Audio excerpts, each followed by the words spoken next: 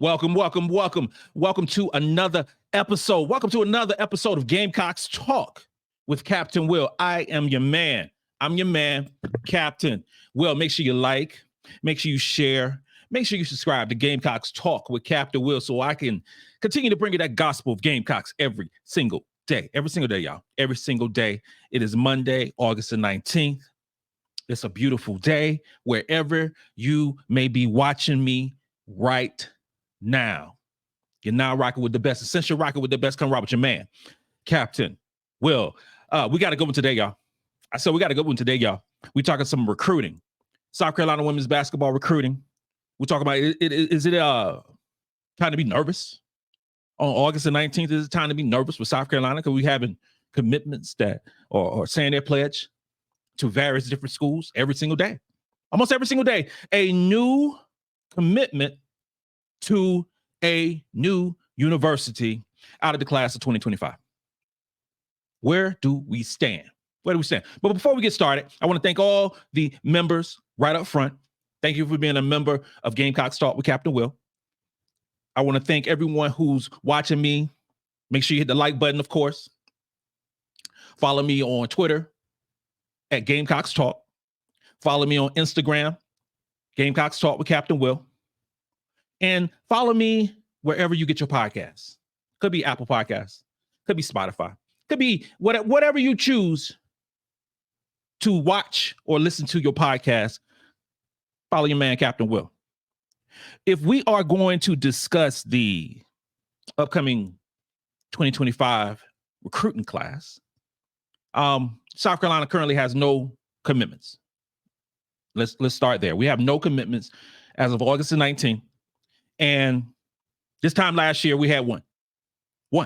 Okay? And her name is Maddy McDaniel. She was the first commitment of the 2024 class. And she was the first one that committed last year.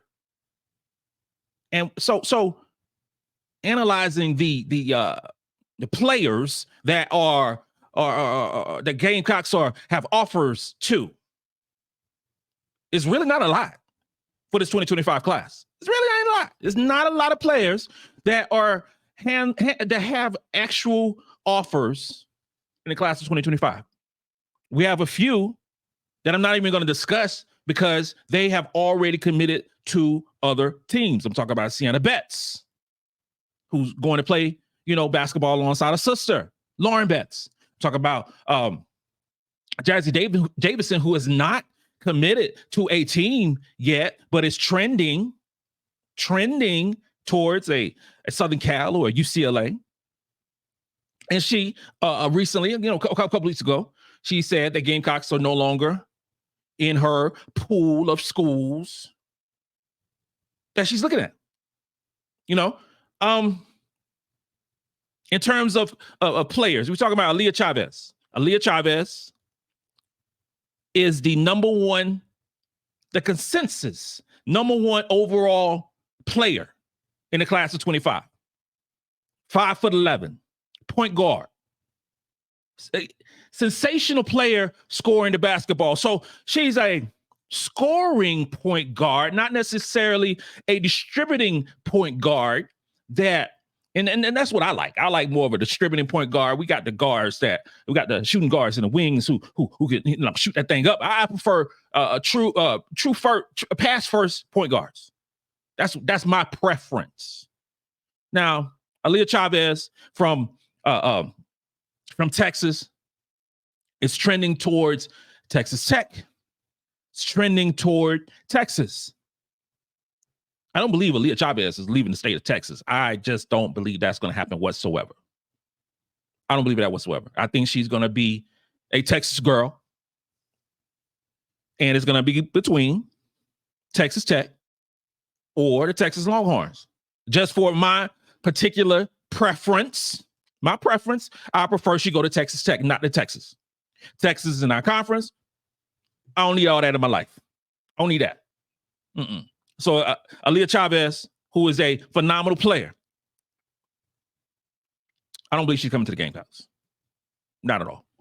The next one we have right now is Devon Bourrage. Divine Bourrage is a combo guard. When I say combo guard, she can shoot the thing.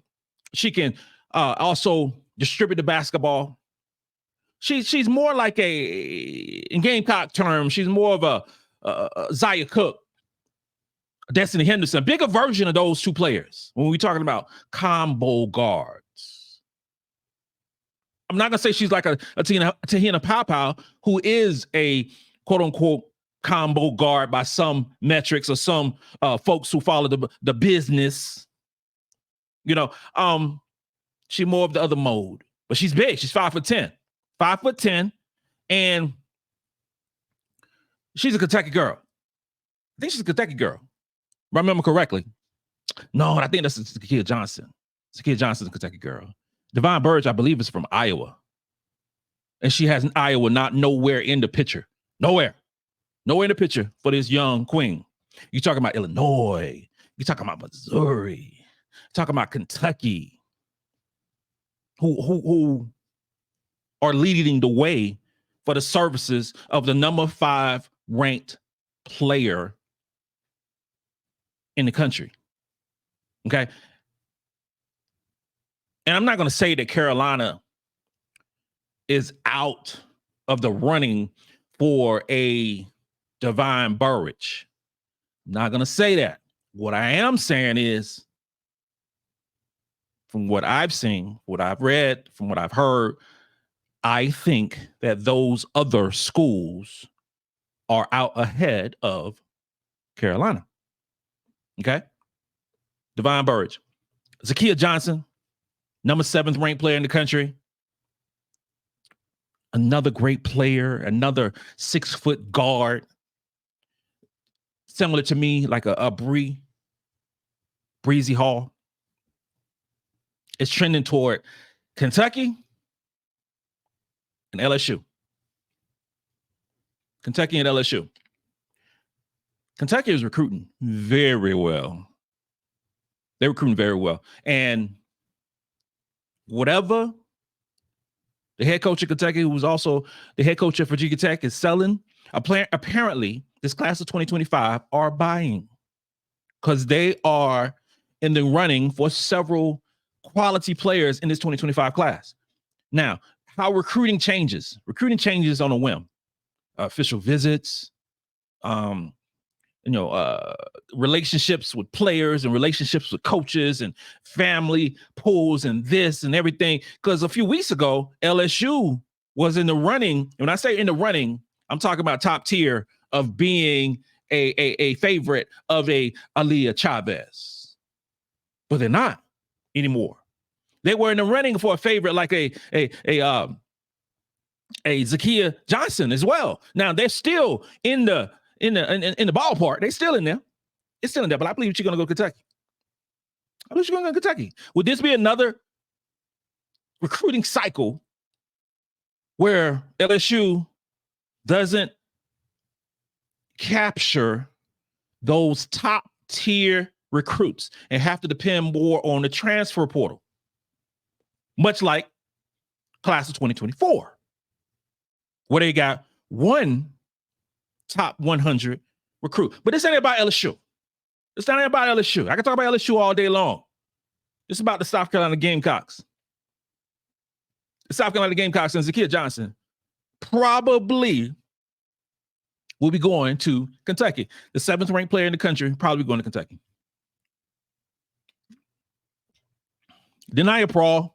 This one surprised me because I really thought Deniyah Prawl, and again, this is early, the 6'1" wing. Deniyah Prawl just played in the Under Armour Elite 24, 15th ranked player in the class of 2025. I didn't think that, two of her potential suitors who she's trending towards, we talking about Miami? Didn't see that coming.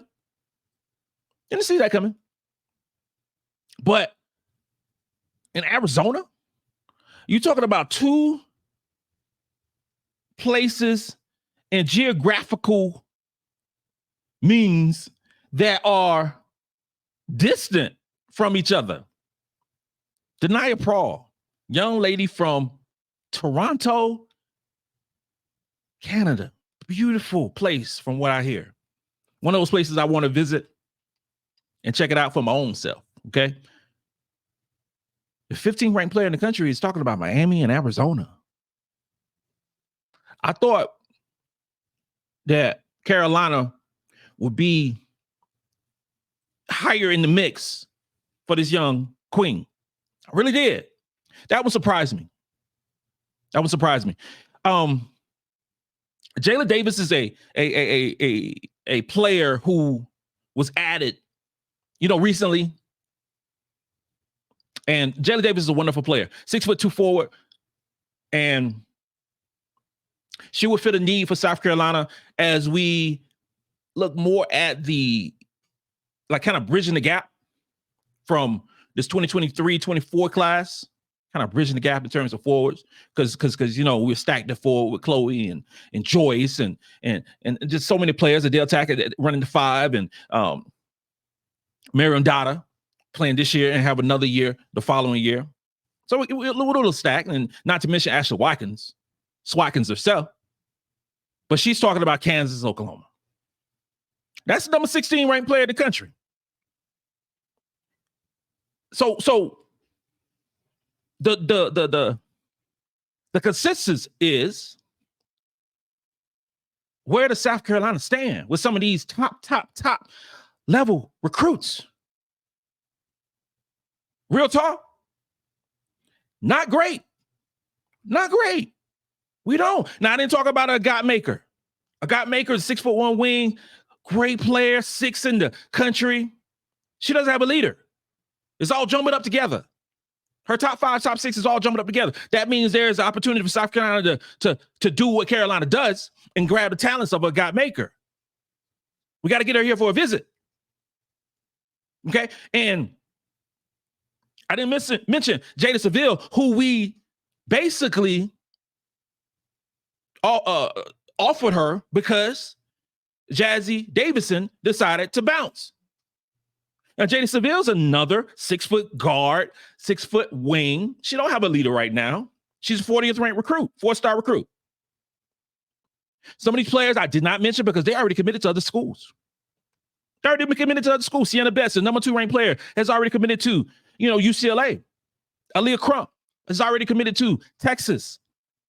Grace Knox is not trending towards South Carolina whatsoever. Emily Skinner is not trending towards Carolina whatsoever. Haley Swain, the 10th ranked player in the country, is going to Stanford. 11th place. Dariana Alexander is going to Cincinnati. I seen her play. I love her game. 12. So 12th player, Leah Macy, Notre Dame. Mia Pardo, one of the Pardo twins. She's 13th, going to Tennessee. We have to go to 14th, 15th, and 16th. Nyla Brooks is not trending towards, this is a young wing from Virginia, is not trending towards South Carolina. She doesn't have an offer from Carolina. Deniyah Prawl, who we just spoke about, Jailya Davis, 15th and 16th, both has offers. And I mentioned that Deniyah Prawl is talking about going to potentially Miami and Arizona. And Jailya Davis is from Kansas, talking about Kansas, Oklahoma. This is not a big recruiting class in terms of talent from the state of South Carolina or the state of North Carolina. It is not. This 2025 recruiting class, we are not dipping into the South Carolina well of a Joyce Edwards or Ashlyn Watkins or MiLaysia Fulwiley. Talasia Cooper. They're not in this class. So we can't rely on that homegrown talent. To uplift us and keep it around the state of Carolina. We can't. And just looking at the numbers and looking at the possibilities, there's going to be more offers going to start coming out. And I can see what Coach Staley is doing. Because make no mistake about it, I'm not worried about the prowess and the recruiting for the class of 2025. This is South Carolina. This is three-time national champions. Let's keep it real. Okay, I'm not worried about that. What I am worried about is those top level talents have already committed to other schools. That's what I'm worried about. We talk about the top 10. Out of the top 10, Carolina is not trending toward any of them, with the exception of Agot Makeer. The only one. The others have committed or are trending highly to other schools. So I don't think this year, in class of 2025, that we're going to get multiple players in the top 15. We ain't going to have that this year because a lot of these players are already gone. They're going to be already gone. Now, and so we got to kind of lower our expectations just a tad bit for that class of 2025. Because it ain't going to happen. Carolina's not going to get a number 1 recruiting class this upcoming year. Carolina's not going to get a number 2 or number 3 ranked recruiting class this upcoming year. But that's not bad. We just spoil. With Gamecocks. The winning prowess in the recruiting wars and on the basketball court. We just spoil. For this 2025 class, we're going to get a couple players. We will get a few players. We could probably get 3 players out of this class. 3 players. We'll get a couple wings and a big. That's what's going to happen. A couple wings and a big, or maybe a point guard, a wing, and a big for this class. Because Don always gets a point guard. Always. Because the likelihood of a player like Raven Johnson possibly going to the WNBA after this season is high. If she plays the way I think she's going to play this season, Raven is deuces. She gone. She out. I believe that completely. If Raven has a sensational year this year, and I'm talking about, on one of those first, second, or third team All-American teams that proved that she's the best pass first point guard in college basketball, she's gone. Because she's already the best defensive point guard in the country, or guard in the country. She's gone. And if she wouldn't have had that injury, her first year, she'd been gone anyway. So Pow, we know is gone. Pow probably a top 7 pick in the WNBA. So no fear with Raven or Powell going to the W this upcoming season. No fear whatsoever. No. Ain't no fear in the heart of Captain Will. And I can't say that because those players leave, then you just slide up MiLaysia Fulwiley and Tessa Johnson. So for next season, 2025 to 2026, you will have more than likely a starting lineup of MiLaysia Fulwiley, Tessa Johnson, and or Maddy McDaniel. Because you can easily put Tessa at the 3, playing the role of Bree Hall. Easily. But then it's that next tier. That next tier after those 2 young ladies or 3 young ladies. That's what this 2025 recruiting class. We got to get a couple of players, got to get a couple of guards for that 3rd tier of guards that we have. Also, here's the thing. Next season, scholarships go from 13 to 15. Next season, will Dawn Staley actually have 15 players on this roster with 15 open scholarships? Will one of those or 2 of those players that you have the opportunity to get, would it be a transfer?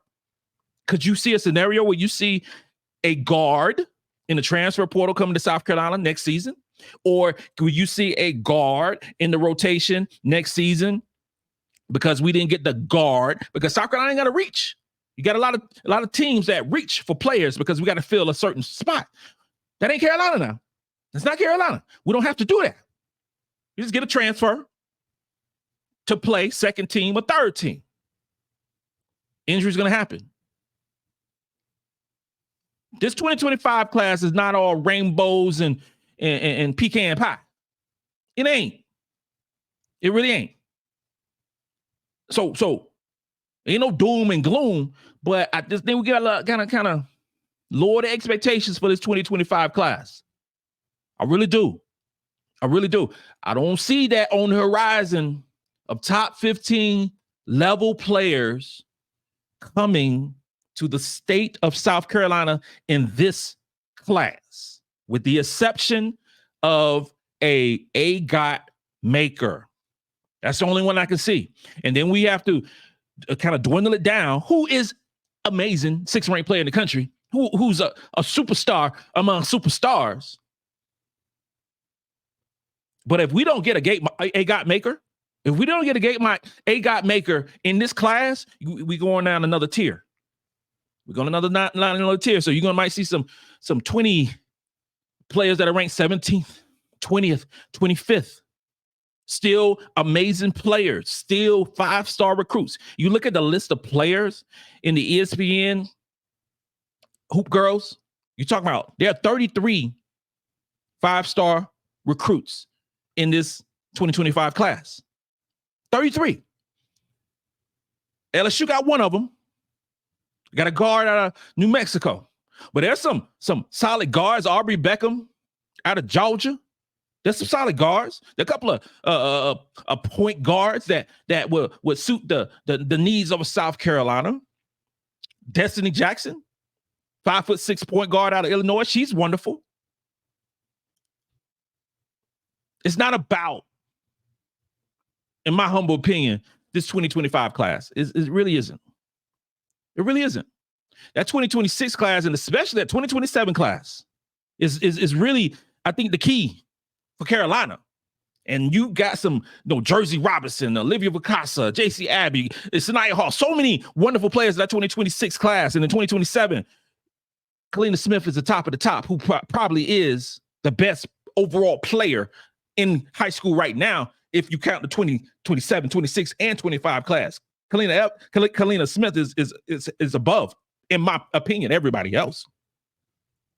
And we discussed it, a 10th grader. It's not a time to worry. It's not a time to get nervous, but it is a time to kind of simmer down and don't your expectations for a South Carolina basketball team and recruiting this year might be a little higher than what it actually will be. This is Captain Will telling you that. August the 19th. Remember what I said. This concludes another episode of Gamecocks Talk with Captain Will. I am your man, Captain Will. Make sure you like, make sure you share, make sure you subscribe to Gamecocks Talk with Captain Will so I continue to bring you the gospel of Gamecocks every single day. Ladies and gentlemen, you are now rocking with the best. And since you're rocking with the best, come rock with your man, Captain.